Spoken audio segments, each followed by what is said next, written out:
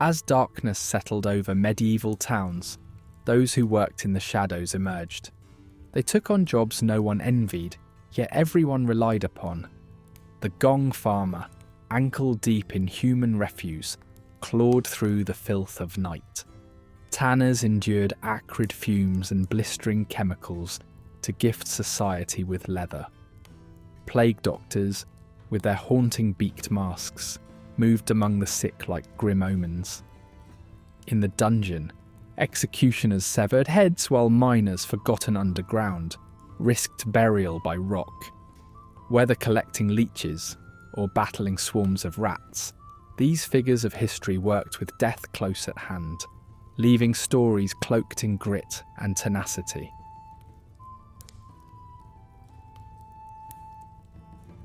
Imagine yourself stepping back into the medieval age, to a place where the air is heavy with the mingling aromas of ripe market stalls and cramped living quarters.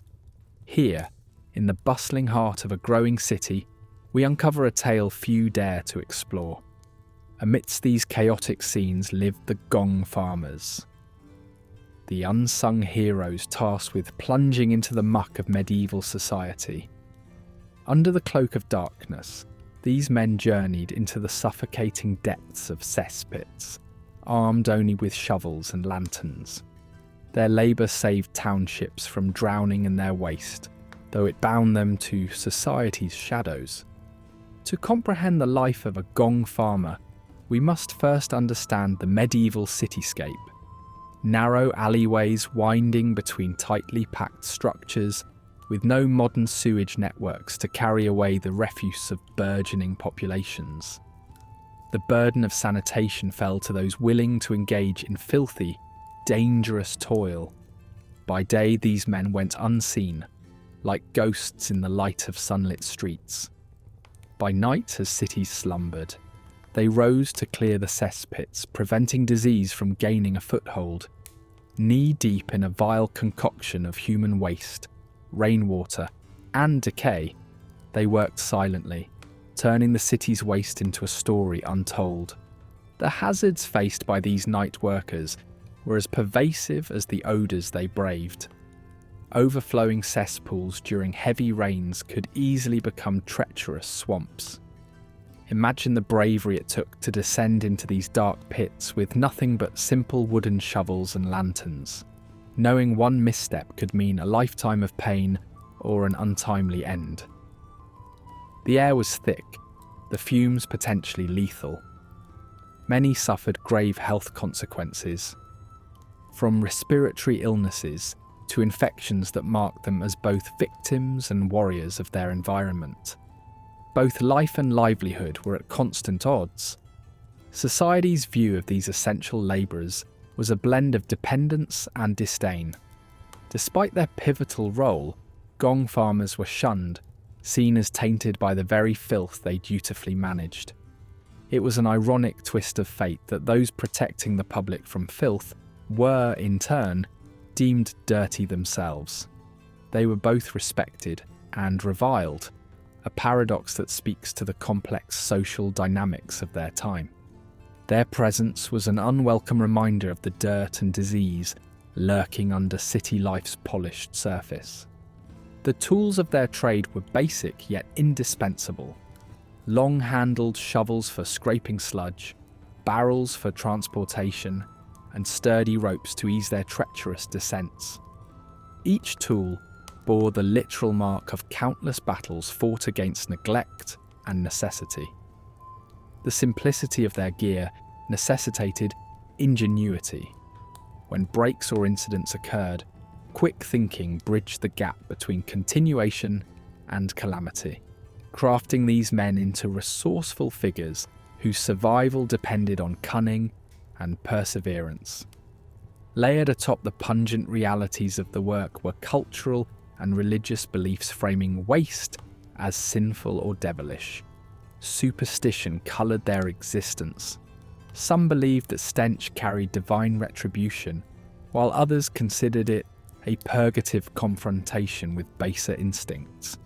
Caught between guardian and pariah, the Gong Farmer faced spiritual isolation, as relentless as the physical.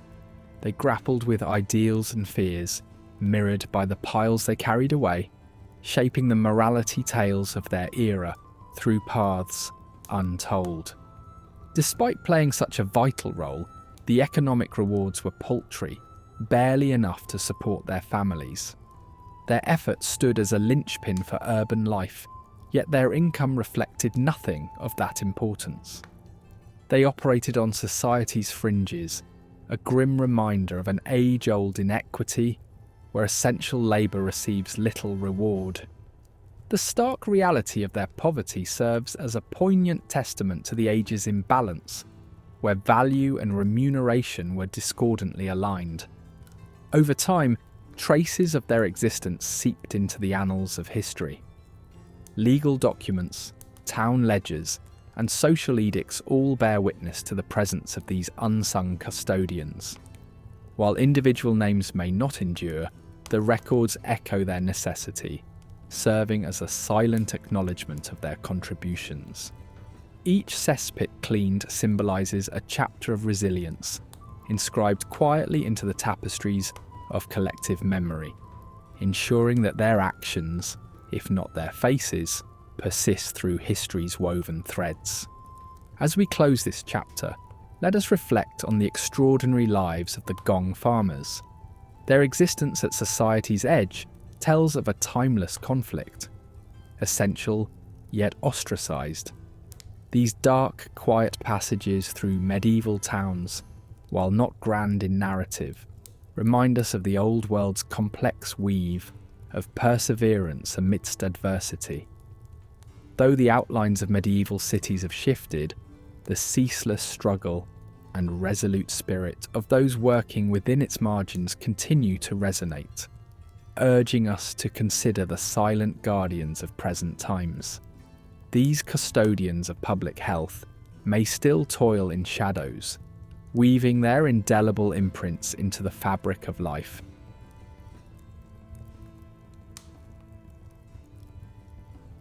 In the medieval world, leather was essential, shaping everything from footwear and armour to book bindings and harnesses. Yet the process of transforming raw hide into usable leather was anything but romantic. Tanners, relegated to society's fringes, toiled tirelessly in this vital craft. They began with animal hides, fresh from the butcher, bearing scratches and patches of fur. The transformation involved an excruciatingly smelly process that started by soaking the hides in a brew of animal feces and urine. This baptism by filth set tanners clearly apart from polite society. The transformation of fresh hides into usable leather was both an art and a trial of endurance. Tanners required strength, handling unwieldy hides through each purification stage. Their workplaces, often remote due to the overpowering stench, lingered like a curse upon the wind. This odour followed tanners home, embedding in their skin, marking them geographically and socially. Yet their work was necessary, a paradox of disgust and need, touching every medieval life while pushing tanners to society's edges. The tools were primitive but effective, drawing on ancient methods remaining unchanged for centuries. The only embellishments in a tannery came from the tanner's own hands, accustomed to the feel of slick, salted hide. They wielded great wooden paddles to stir vats of lime and water meant to loosen fur. Then came scraping tools, long metal blades demanding precision, to rid pelts of hair and fat, requiring skill and strength. This arduous process was a meticulous dance between chemistry and craftsmanship, using materials like alum and oak bark in precise sequences to tan the leather. Despite their exclusion from urban centres, tanneries left a significant mark on their surroundings, often harming local environments. Industrial runoff seeped into soil and waterways, tainting them with urine, lime, and organic waste. Rivers nearby often carried a noxious mix that affected aquatic life. This pollution reached beyond waters, with deforestation around tanneries as wood was stripped for tannin-rich bark. These practices altered landscapes, causing societal ecological challenges. To be a tanner was to accept a life of social exclusion. The odour clung to them, persistent as sin. In many towns, tanners lived beyond city limits near rivers where waters ran brown with waste. Their profession made them undesirable company, a paradox of medieval culture. This exclusion bred a community among specialists who understood the harshness of their craft. Within, knowledge passed from tanner to apprentice, shared through a subculture aware of their craft's value and their outsider status. Tanners typically began as apprentices, learning the craft's intricacies from seasoned craftspeople. This arduous learning journey started young, enduring malodorous experiences that defined the tannery.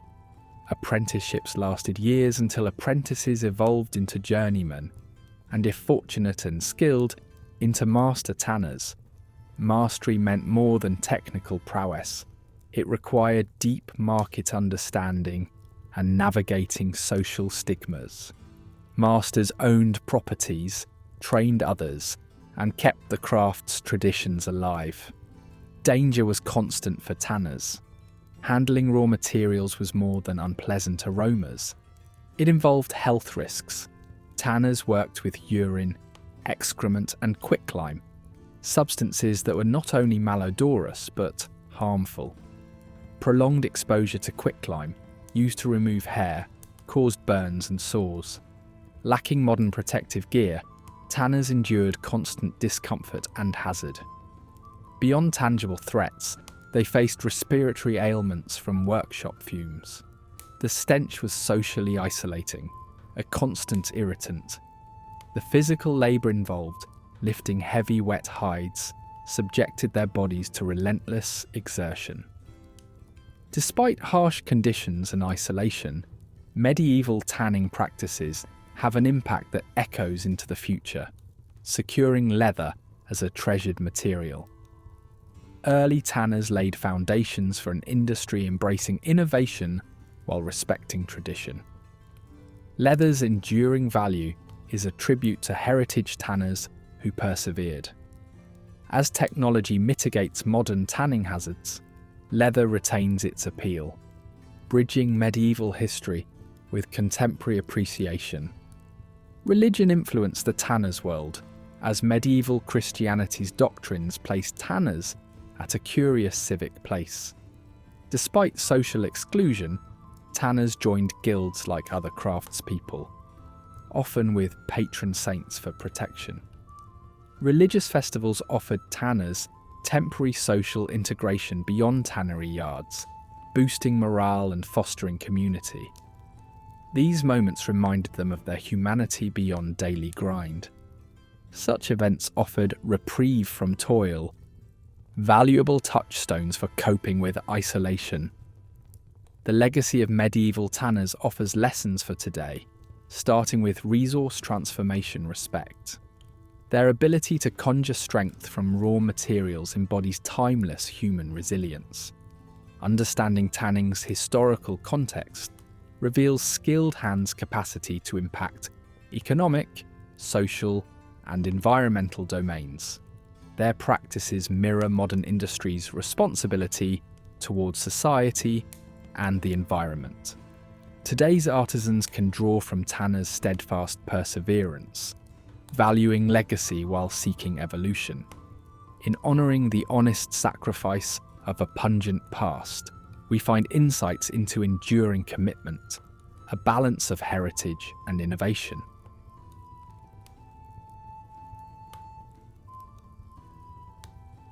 Amidst the dank streets and fevered whispers of the 14th century, a figure emerged from the shadows, both a beacon of hope and an omen of despair. The role of the plague doctor, clad in his eerie bird-like mask, arose not overnight but as a gradual response to the chaotic grip of pandemics like the Black Death. During this era, Europe quaked under the plague's ruthless advance, with a bubonic scourge sweeping across continents and leaving a trail of anguish in its wake.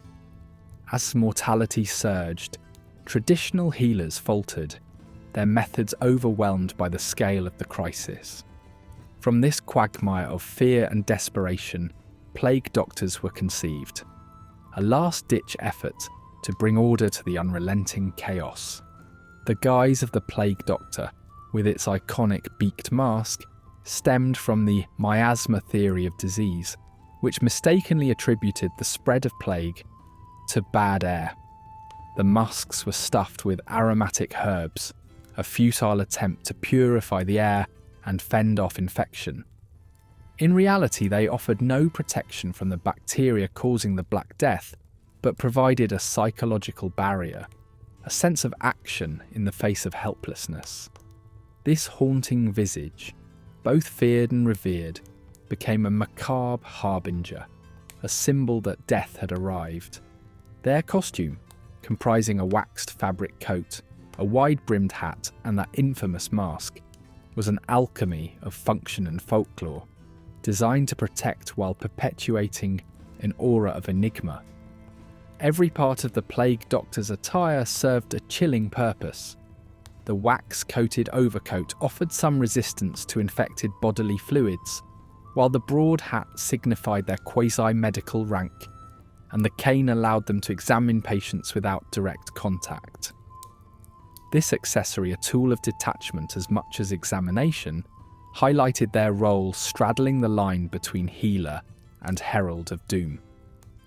In this desolate theatre of plague-ravished Europe, these figures moved like spectres, evoking dread in the communities they visited, each appearance a grim reminder of the unseen threat lurking in the air they breathed.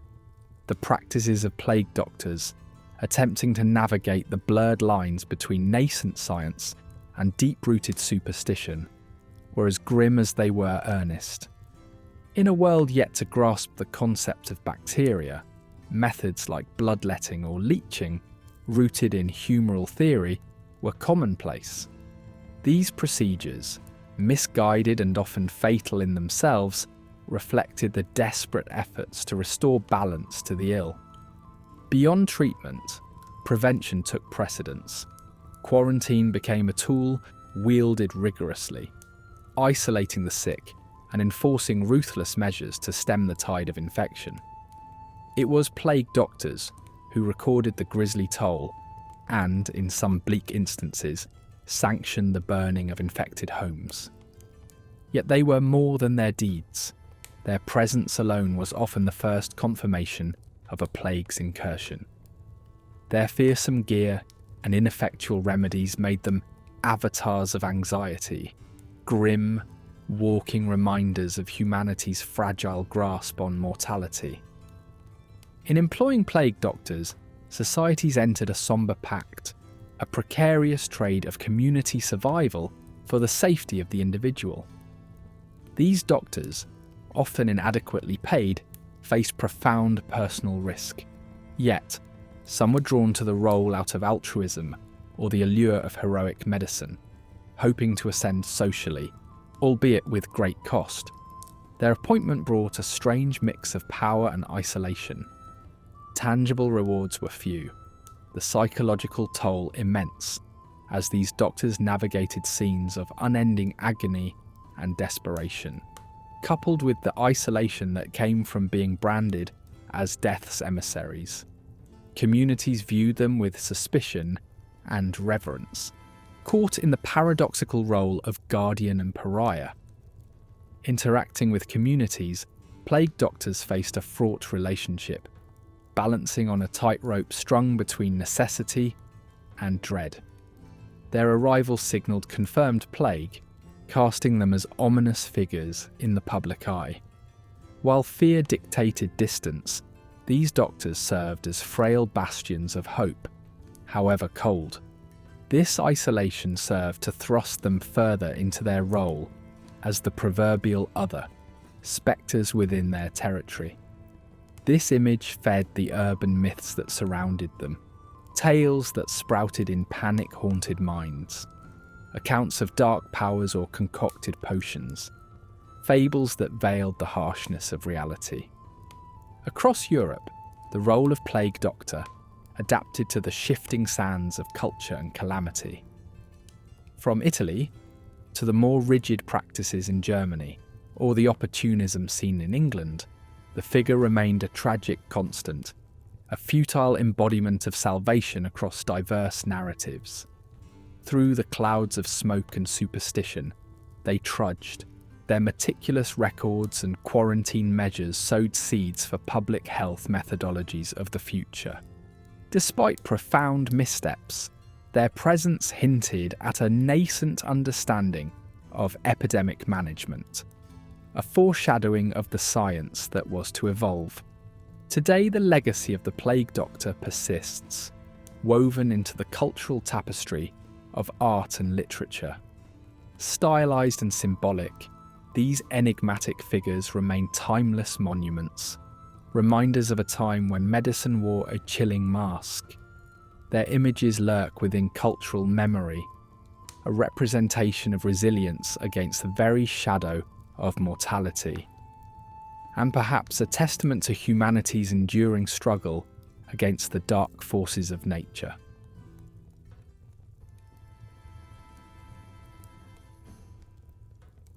In the shadowy alleys and echoing squares of medieval towns, the executioner lived as both an essential figure and a grim enigma, feared yet indispensable in maintaining order.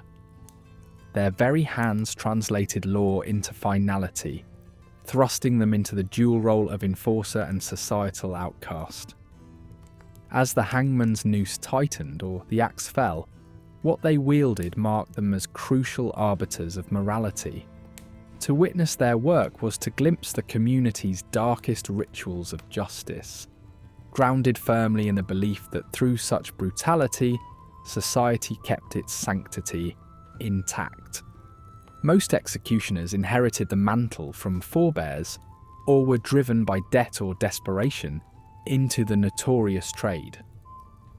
Rarely was it a position of choice, embracing instead the weighty isolation that came with it, a boundary vividly drawn between them and normal society. These men lived on the fringes, in houses marked by distance both literal and imagined, places where whispers died under the hangman's shadow. And yet, despite being shunned, their grim services were continually required, holding spectators in thrall of dire theatre.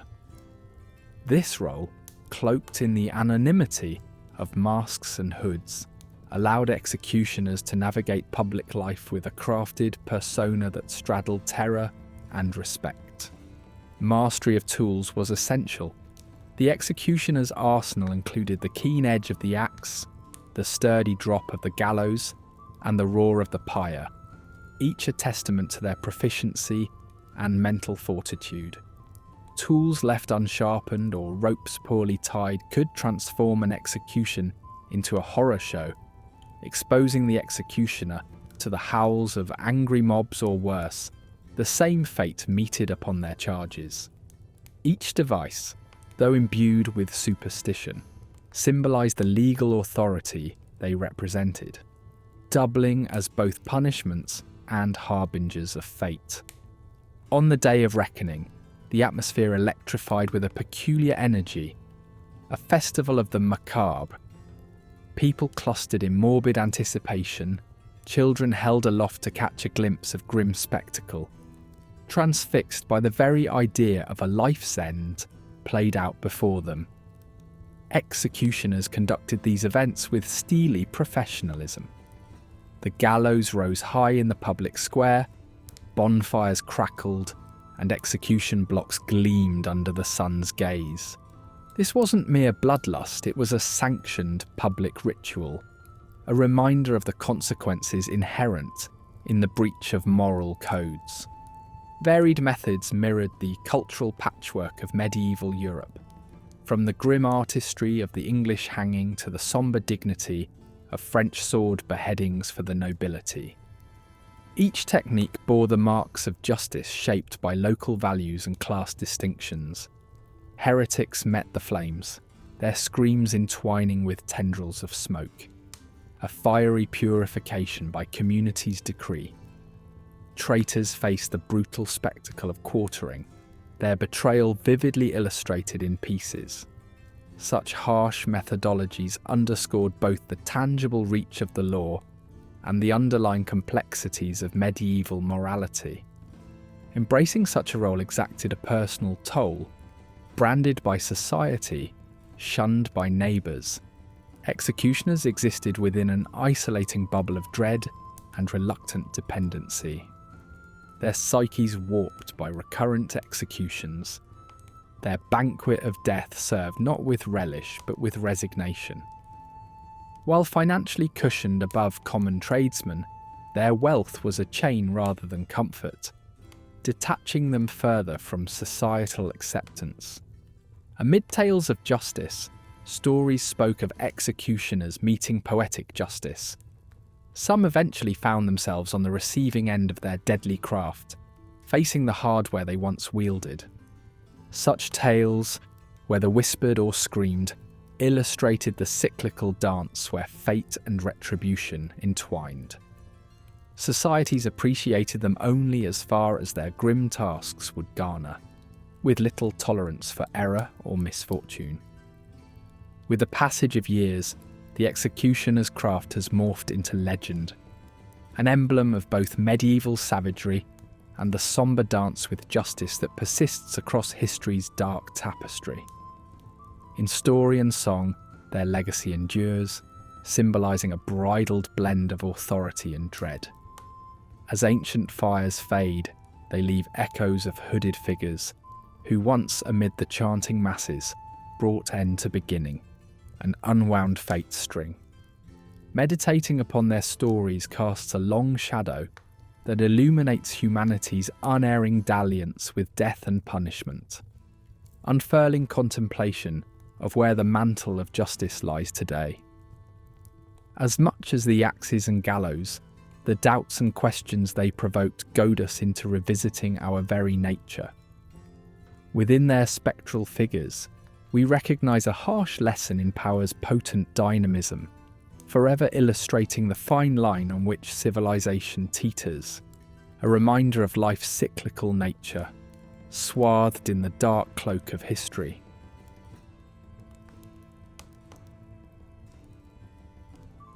The journey to the depths began with a solemn prayer and farewell as medieval miners prepared to lower themselves into the earth's dark embrace.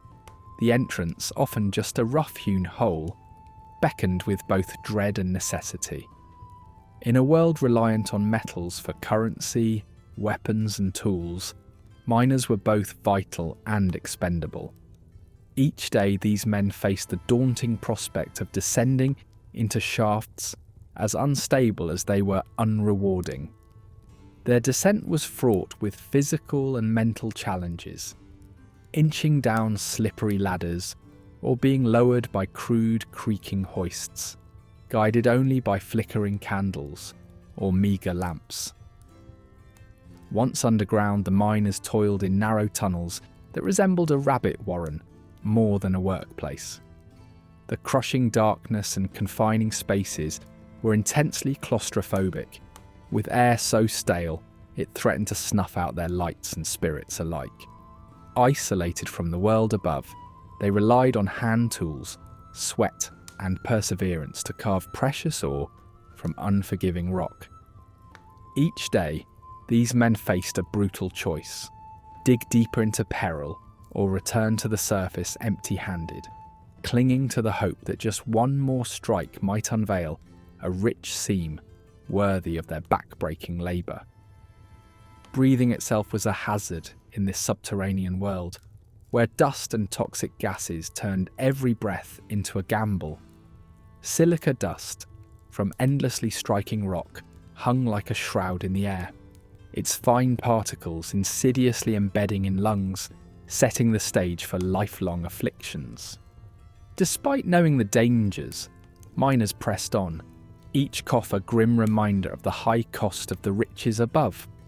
Stone powder settled on hair and clothing, forming a chalky layer that suffocated and tormented. Invisible enemies lurked, choke damp and fire damp, invisible gases that could suffocate or explode without warning.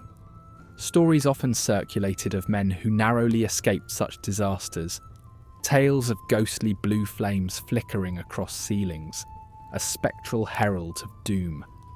Miners developed a sixth sense for survival, attuned to the slightest change in air pressure or temperature that signalled danger.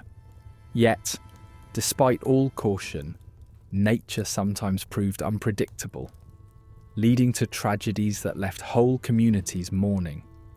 Understanding that each lost life was the grim price for the metals that supported their world. Clad with only rudimentary tools like heavy picks, hammers and chisels, miners waged an unforgiving battle against the earth. These tools, as primitive as they were essential, offered little room for error or fatigue. A miner's hammer was an extension of his own resolve, breaking stone and coaxing minerals from their hidden veins. Each strike was deliberate, a calculated risk in the relentless rhythm of labour that resounded through the tunnels, echoing the heartbeat of the mine as men worked tirelessly, muscles straining with every swing. Injuries were frequent, sometimes fleeting, but often reshaping lives. Collapsed tunnels, falling rocks, or an ill-aimed strike could turn routine work into sudden calamity. Medical aid was rudimentary at best, often useless against such trauma. Infections ran rampant, leaving sores open to stone dust, inviting prolonged suffering. Yet, in spite of all injuries, miners bore their burdens in stoic silence, driven by the need to provide for families waiting anxiously above ground. The ever-present water posed another formidable threat. As miners dug deeper, water seeped through cracks, pooling and transforming solid ground into treacherous mud. Primitive pumps were their meagre defence, failing often and leaving them to wade through chilling floods, each step a Herculean effort against muck that threatened to drag them down. Water eroded tunnel walls, creating deceptive paths that could collapse without warning.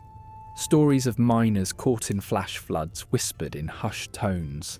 Sombre warnings passed between grim faces by firelight. Enveloped by darkness, miners operated in a realm unchanged and unlit.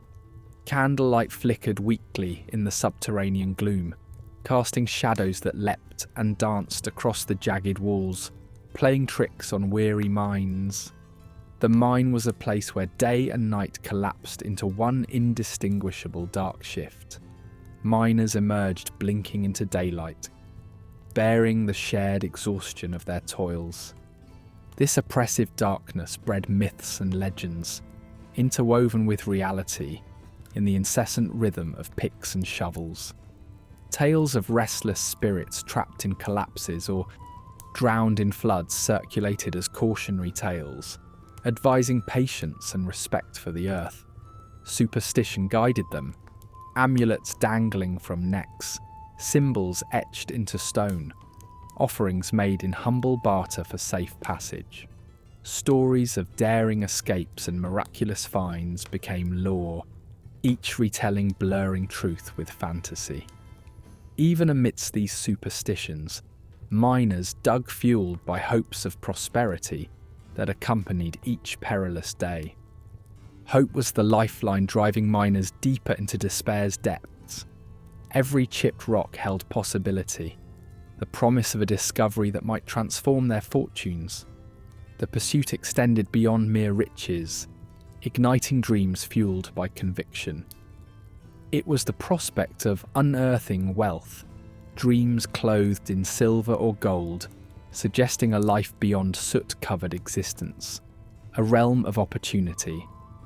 Pockets lined with such findings promised to elevate family stature, opening doors to roles otherwise unattainable. Yet, cautious merchants of hope miners knew that fortune could be fickle, and joy was tempered by the fear of vengeance from the earth, their precarious partner in a dance of fate beneath its punishing gaze.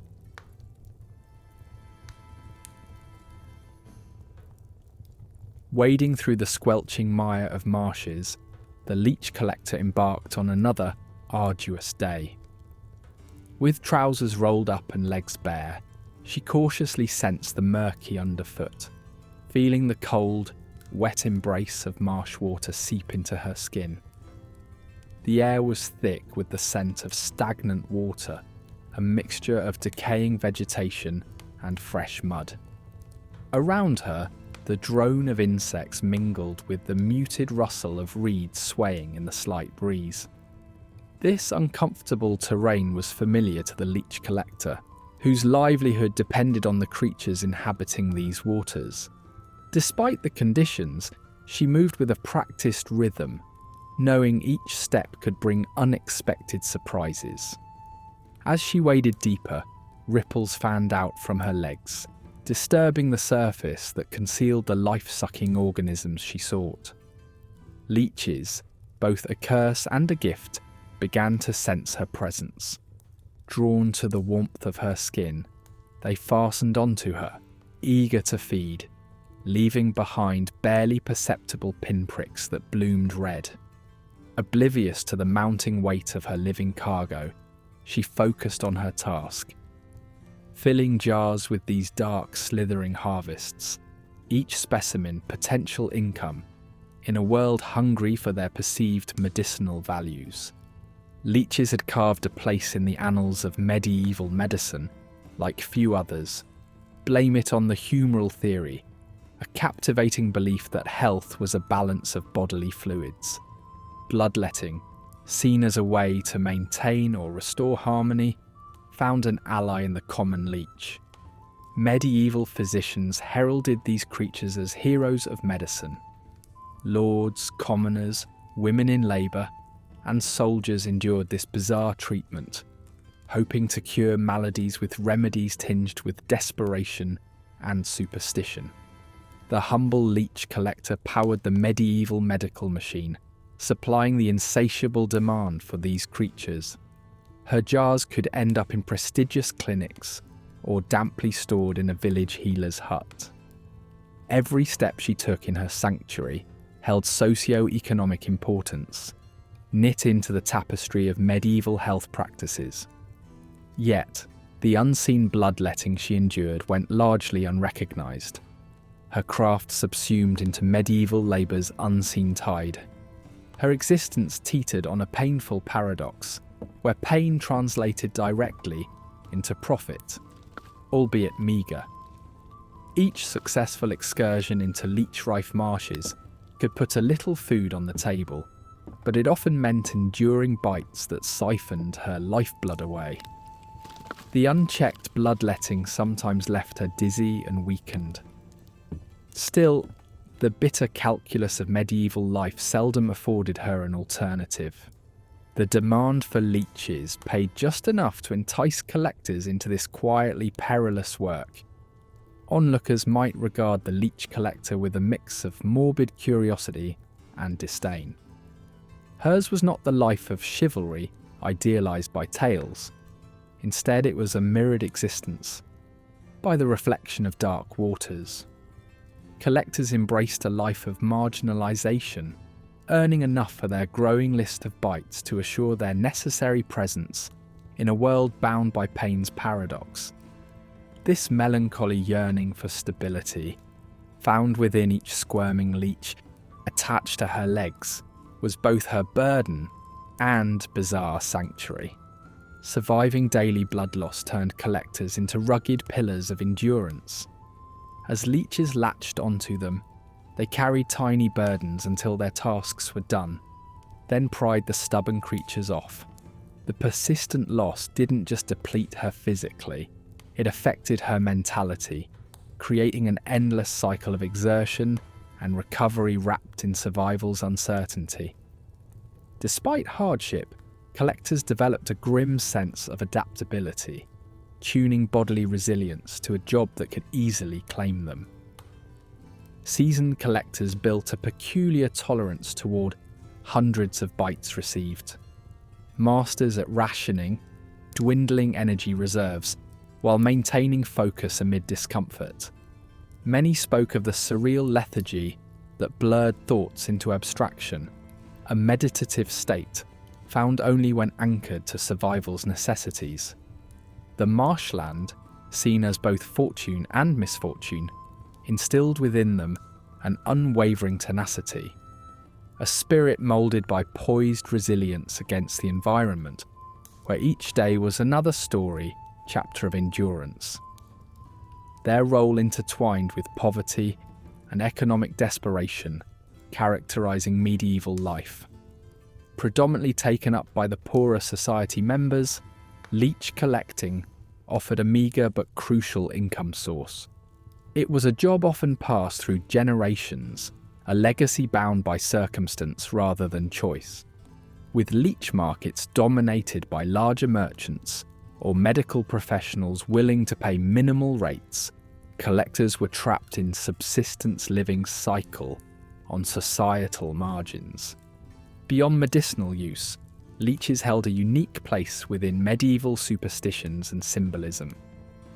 Some communities attributed supernatural qualities, viewing them as symbols of longevity or mystical healing patrons. Others regarded them with dread, seeing bloodsuckers as disease embodiments or malevolence reflections. The marshes became enshrouded in myth, with collectors seen as quasi-mystical figures, walking a line between revered knowledge keepers and outcasts. Their craft demanded solitude in remote wetlands, fostering a life marked by isolation. Collectors found a strange companionship in their work, a connection to nature bordering on the spiritual. The marshes provided refuge and challenge, offering solace and a deeper understanding of their purpose, fostering resilience beyond marshy confines. It was a defiant existence, fueled by stubborn determination, carrying on despite labour solitude and societal indifference. As the medieval world transitioned with new knowledge and medical advances, the leech collector's role transitioned from indispensable necessity to an era's echo. Still, their legacy persists as a testament to survival, resilience, and skill. They embodied a spirit grappling with understanding healing and the natural world. Their stories reflect broader themes resonating with contemporary audiences: survival grit, balance between human and environment, and talents honed under adversity. If this strange slice of medieval life stirred your curiosity or your stomach, give us a like. And if you're hungry for more gritty tales from the dark side of history, subscribe to Medieval Grime. We serve our history smoked, salted, and a little bit cheeky. Thanks for watching. Stay grimy, and we'll see you next time by the fire.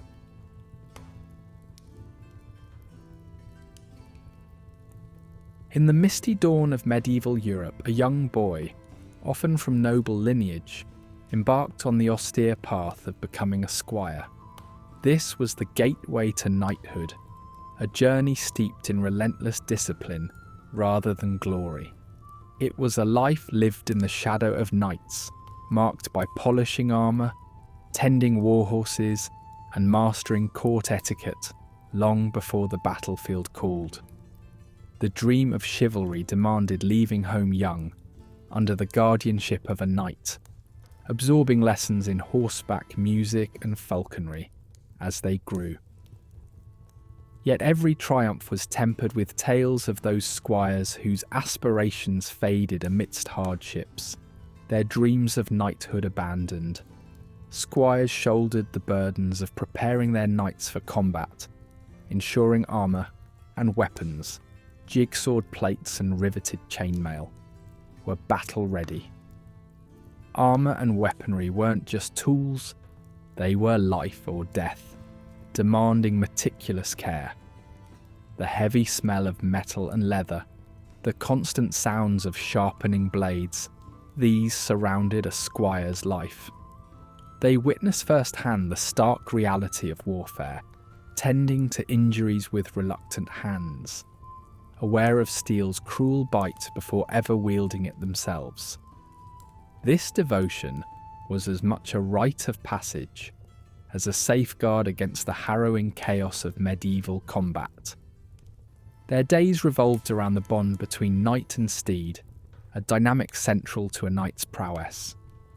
The squire cared for the majestic creatures, meticulously grooming them, knowing that even a single unmet need could spell doom in battle. Horses were an extension of their knight and demanded unyielding attention. Squires learned to ride them with a seamless blend of strength and subtlety, mastering the delicate, intuitive language necessary for controlling these powerful animals. The unvarnished camaraderie with their steeds echoed the harsh realities lingering outside the serene, straw-lined stables. Amidst castle halls and battlefields alike, the squire lived suspended between peace and war. They bore the brunt of brutal skirmishes, often on the periphery, but never far from the swarm of conflict. They held the double-edged duty of aiding their knight and occasionally stepping into the fray, relaying messages or plucking a fallen comrade from danger. Every battle was a stark teacher, each scar a marker of unforeseen ventures in these violent theatres of chivalric duty. Training consumed their days, hard-won lessons carved into memory through bruises and sweat. Squires sparred with wooden weapons, danced the intricate steps of combat arts, and honed their strategies under the watchful eyes of their knightly mentors. Every mistake was a teachable moment, every success a building block toward knighthood. They wove theory and instinct into a tapestry of nascent battle readiness. Beyond combat, the squire's life was filled with service. Daily chores mirrored the unfaltering tide of discipline, feeding horses, honing blades, organising logistics. Loyalty and resilience moulded these tasks from dreary necessity into a lifelong commitment to chivalric principles. Amongst the smell of hay and sweat, amidst the constant churn of duty, lay the quiet satisfaction of diligence honoured over time. When ready, the squire faced the ceremonial transition into knighthood, a profound rite wrapped in ritual and reverence. Fasting cleansed body and spirit. White robes symbolised the purity of new beginnings.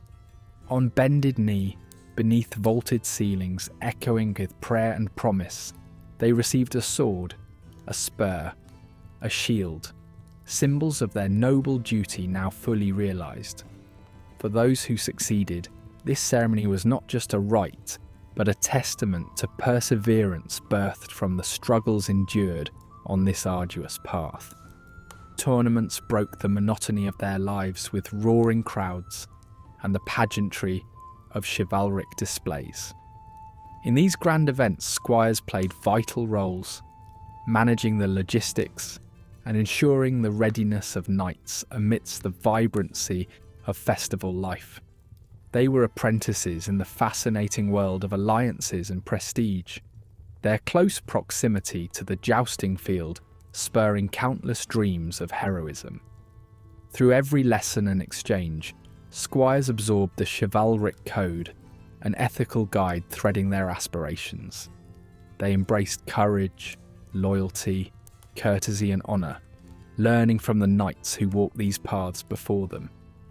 This code transcended the battlefield, challenging the squires to reflect and grow, its impact echoing far into realms of governance and societal norms. As squires approached the culmination of their journey, moments of reflection emerged between the chaos of duty. Their path was a blend of shadow and light, innocence and tempered resolve, a journey beyond mere roles, alive with every hard-earned lesson, each battle watched, every starlit night. It left a deep imprint, a grounding in honour and courage forever intertwined with the tapestry of their lives. For every night celebrated, countless squires remained in the shadows, witnesses to the noble realities of human experience, where myth and history danced harmoniously to tell their enduring tale.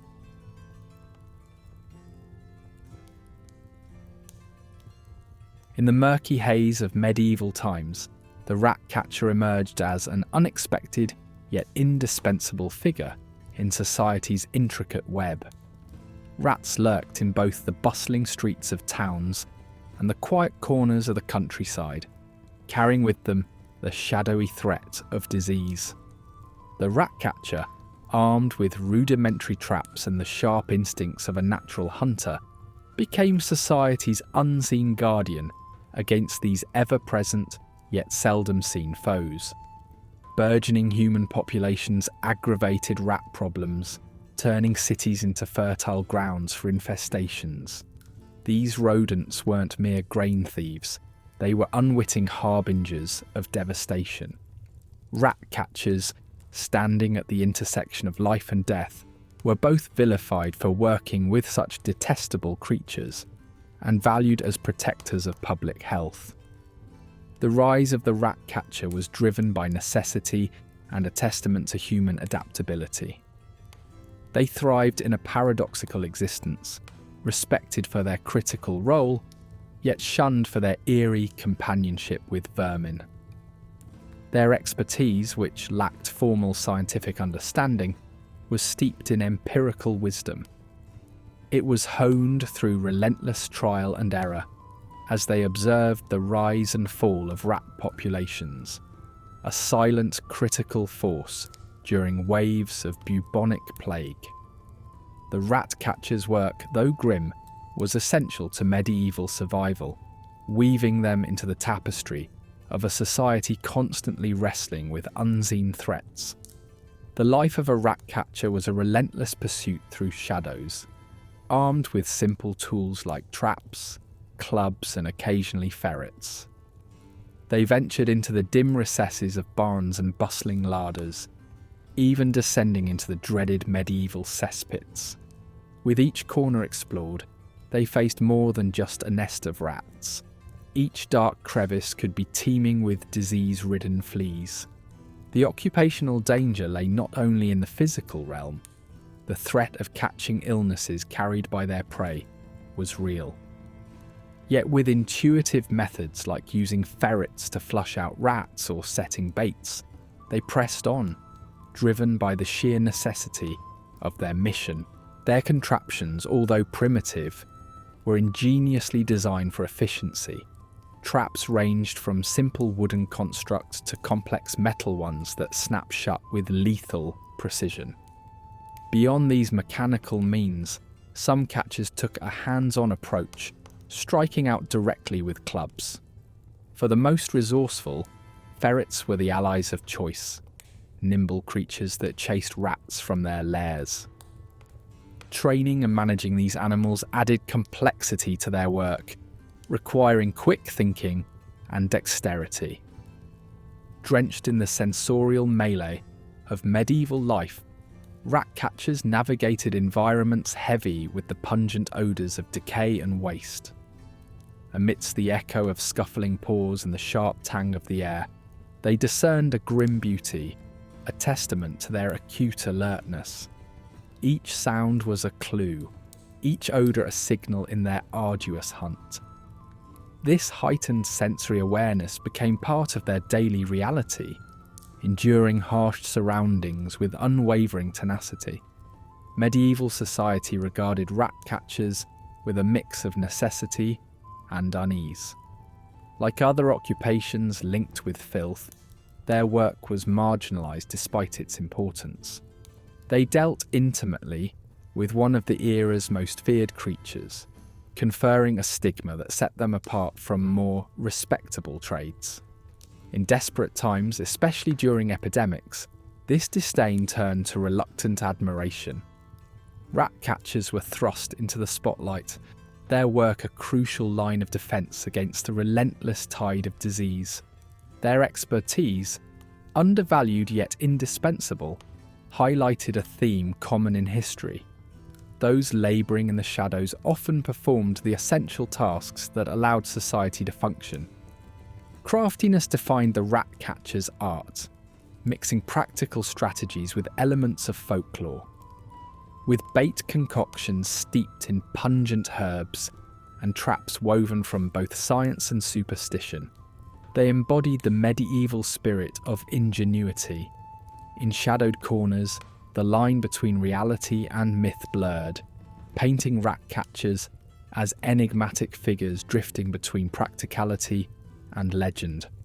Their stories, whether whispered over firelight or shared in the marketplace, added depth to their mysterious aura, a reputation reflecting both their skill and their society's fears.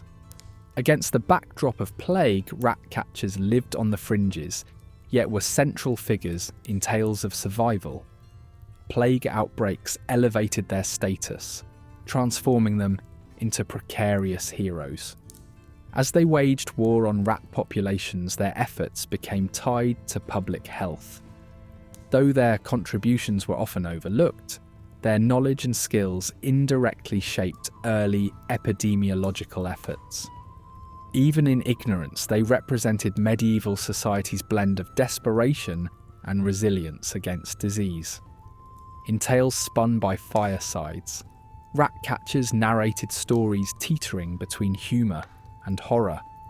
These anecdotes painted a rich picture of their craft and characters, from clever rodents eluding captors to daring escapes from plague-ridden towns. Additionally, historical records, town accounts or chroniclers' works, sometimes offered glimpses of their role during infestations. Though sparse and understated, such records underscored their vital place in maintaining the health of communities, highlighting society's dependence on their undervalued labour. From medieval folklore to modern pest control, the rat catcher's legacy reaches beyond the annals of history. Today's pest control methods may be sophisticated, grounded in science, but they owe much to the persistence and ingenuity of these forgotten figures. On a cultural level, their stories endure in folklore, speaking to a shared human struggle against the hazards of our environment. A narrative more relevant than ever as we navigate a world transformed by time and progress.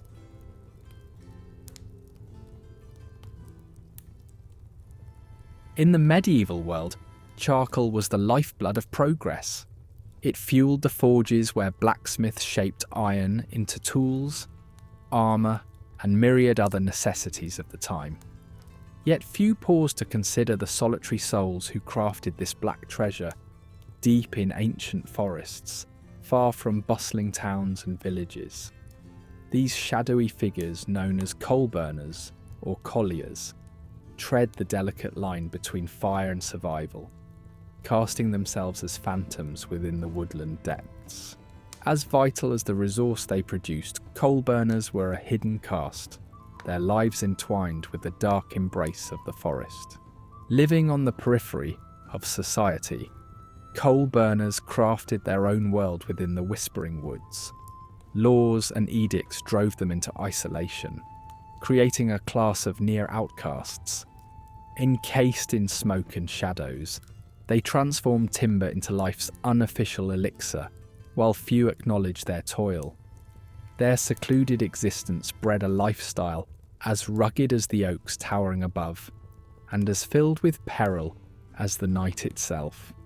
Here they engaged in a dance with nature, surviving on bark and berries, dodging predators both human and animal, and confronting superstitions as dense as the underbrush they made their home.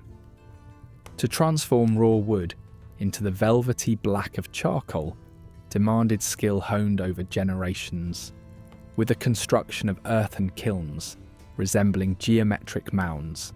Colliers practiced an art of precise timing and control. They coaxed the timber to change state without bursting into flame, tending to each pile with a watchful eye and a strong heart. The balance between combustion and charring was delicate, requiring an understanding of air currents and temperatures. Success meant a hearty reward as the product powered society's hearths, while failure spelled disaster, ashes where riches should have been, or uncontrolled fires consuming the forest in wrathful rage. These labourers bore the marks of their trade, soot-stained hands, calloused from the constant chore of fire building, identified their craft as much as the ever-present smell of smoke that clung to them like an old sullen friend. Villagers, sensing their distinct appearance and robust spirit, both recognised and distanced themselves from these woodland spectres. Despite their crucial role, coal burners remained societal outsiders, needed yet perpetually estranged, embodying the eternal dance between mankind and nature, straddling the line where human ambition meets elemental fury. In a world prone to fanciful beliefs, these artisans occupied an ethereal space in the medieval imagination. Their mastery over fire and wood suggested an alignment with powers beyond conventional understanding, casting them as spirit-touched or even enchanters in whispered tales traded by the hearth. Alone in the gloom, coal burners were prone to visions, both literal and metaphorical, figments conjured by weariness and solitude, dreams blurring reality and the surreal, shaping ghost stories amidst their lonely vigil in the flickering half-light. But their lives were inherently tied to the fickle nature of fire, an ally and adversary. Any lapse in vigilance could lead to catastrophe, transforming the muse into a nemesis, consuming not just labour but life itself. Every successful batch of charcoal was thus a triumph against odds. It was a giddy celebration where fear lurked just beyond the fire's fringes, reminding the burners of their fragile existence couched in the unpredictable forest. Despite their detachment, coal burners wielded community importance, even as social structures kept them at a distance. Villagers reluctantly relied on their craft, a silent acknowledgement of the interconnectedness in survival's precarious dance. Yet the spectral otherness of these forest dwellers prevailed, ensuring that their relationship with town life remained cautious and pragmatic, bound by necessity rather than familiarity. Their world was not solely the domain of men. Women, too, navigated the treacherous paths to mastery. Eclipsed by history, these women inherited the tradition, upholding it with unwavering strength and resourcefulness. Whether initiating their own legacy or continuing as widows, they embodied resilience and ingenuity within the harsh demands of the craft, blurring the lines of gendered roles as they stood beside their male counterparts under the forest's watchful gaze. As time marched onward, the Industrial Revolution heralded the demise of their craft. The encroaching mechanical age, with its new technologies and industrial expansion, ushered in an era devoid of manual craft's intimacy. The landscape transformed, and the legacy of the coal burner, once vital and vivid, faded into obscurity. Yet, even in modernity's shadow, their haunting presence lingers, echoing through history's corridors, in tales like shadows cast long by a dying flame. Their existence was a reflection of human perseverance, a testament to a life lived on nature's edge, shadows forever tied to the spirit of the woods and the fires they kindled so long ago.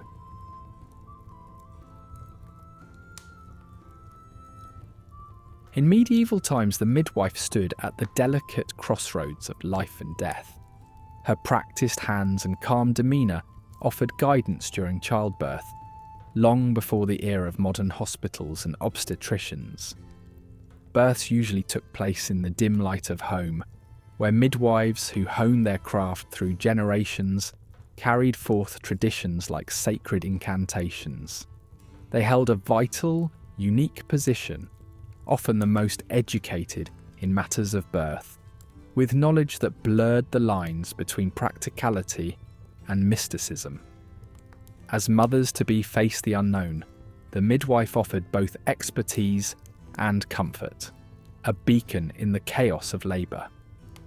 Yet her role stretched beyond helping deliver babies. Midwives were confidants and counsellors, providing guidance throughout the pregnancy. They shouldered an enormous responsibility, one that often meant the weight of blame when things went wrong. A stillborn child or a mother lost to blood loss could quickly become an ominous mark against her reputation. Despite such daunting pressures, midwives persevered, driven by a sense of duty underscored by an understanding of their irreplaceable role. The knowledge these women possessed was steeped in folk wisdom and herbal remedies. Nature served as their apothecary. Forests and fields offered a bounty of herbs like vervain and red raspberry leaf, turned into potions believed to support and soothe childbirth. This practice was a blend of science and superstition, reflecting medieval society's flirtation with the unknown. Herbal brews were just the beginning. Midwives also relied on rituals and charms to guard against the myriad dangers of childbirth. Amulets hung and incantations whispered. They navigated the thin line between medicine and magic, a line as blurred as the smoky air of a medieval home. Childbirth itself was an event surrounded by tradition, a communal experience wrapped in rituals, both sacred and secular. As labour pains began, the birthing room became filled with supportive female relatives, and the air thick with the scent of burning tallow. The midwife, a figure of calm authority, orchestrated a symphony of prayers and actions meant to appease spirits or saints. The room transformed into a sacred space. While male physicians remained at a distance, only called upon in desperate circumstances, the midwife's domain was deeply gendered, reinforcing her essential role as the arbiter of life's initiation. Becoming a midwife required years of hands-on apprenticeship, a path deeply rooted in real-world challenges. Aspiring midwives learned through observation and oral tradition, absorbing the nuances of anatomy, herbalism, and interpersonal skills. This practical education was essential, as was learning to manage the emotional and societal complexities surrounding childbirth. With few written medical texts accessible to women, midwives relied heavily on spoken knowledge, carefully passed down like secrets from one generation to the next. Their societal position was precarious. Midwives were both revered and mistrusted. They were indispensable, shepherding new life into the world and moving freely across social strata, from peasants to nobility. This rare mobility granted them access to a wealth of social dynamics, yet their position was fraught with risk. Accusations of negligence could eclipse a lifetime of service, with whispers of witchcraft lurking around the corner, threatening their hard-earned trust and respect. Midwives faced challenges not just from childbirth's inherent risks, but also from the societal backdrop of suspicion. Mortality rates were sobering, and they worked amidst conditions that were neither sanitary nor equipped with modern medical advances. Obstacles such as obstructed labour or infection were part of their daily toil. Yet, despite the adversity, midwives stood resolute, the unsung heroines of survival in a world where even a small misstep could lead to dire consequences. The looming threat of witchcraft accusations hung heavy, branding midwives as potential scapegoats whenever things went awry. Their expertise with herbs and charms, crucial to their practice, could easily be twisted into accusations of malevolence. The fear this instilled was tangible, for in times of strife, society's wrath could quickly pivot towards those who occupied mysterious spaces between life and death. Trials by ordeal were a grim reality, requiring midwives to walk a delicate line between demonstrating their healing gifts and arousing suspicion. Despite the oppressive cloud of witchcraft, midwives significantly shaped birth law and traditions, weaving tales that enriched medieval culture. These stories, infused with hope and fear, survival and triumph, nurtured communal identity and served as both education and mythology. Through tales passed down, midwives contributed to cultural perceptions of womanhood and family, a legacy that echoed in literature and art, where they often appeared as figures of wisdom and mystique. The reach of midwifery varied across regions, each influencing their practice with local customs. In England, church authority dictated much of their practice, while Italian midwives worked within guild systems, receiving structured oversight.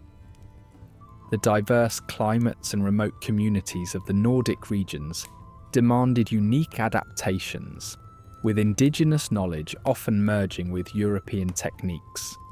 Each midwife's practice resonated with the distinct characteristics of her locale, offering a microcosm of cultural interplay. Over time, the legacy of medieval midwives laid the foundation for modern maternal care. Their approaches, once deemed archaic, have found renewed appreciation in contemporary practice. As midwifery evolved, integrating scientific advances with timeless nurturing, the core mission of guiding life's intersection remained unchanged.